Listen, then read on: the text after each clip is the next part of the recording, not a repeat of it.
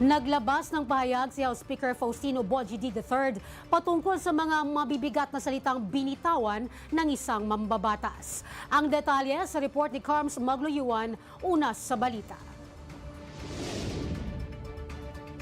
Muling nanindigan si House Speaker Faustino Boji III na siya'y kaisa ni Pangulong Ferdinand R. Marcos Jr. para linisin ang pamahalaan para sa muling pagbangon ng ating bansa at kanilang hanay.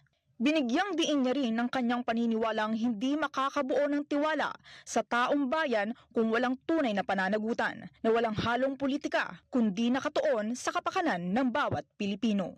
Isang halimbawa ay ang pagkansela niya sa Travel Authority ng dating mambabatas na si Zaldico, na una niyang ginawa para makauwi at harapin nito ang mga paratang laban sa kanya. Ngunit sa kabila nito ay hindi pa rin umuwi si Ko. Kaya naman, agad aniya siyang nakipag-ugnayan sa Department of Justice para mapabilis ng Department of Foreign Affairs ang pagkansela ng kanyang pasaporte. Dagdag pa niya, lahat ng kongresistang kinailangang magpaliwanag ay nagkusang loob na humarap at nakipagtulungan sa ICI. Hindi raw kagaya ni Ko na imbis makatulong sa pagbibigay linaw ay mas dinagdagan pa ang pagkalito ng publiko. Dapat aniyang merong mas mabigat na paninindigan kung talagang mabigat ang mga paratang. Hindi umano sapat ang video lang mula sa ibang bansa. Kailangang aniyang humarap, manumpa at magharap ng ebidensya. Tiniyak din ni Speaker D ang proteksyon para kay Ko sakaling kailanganin nito ng proteksyon kapag siya'y magbibigay ng testimonya.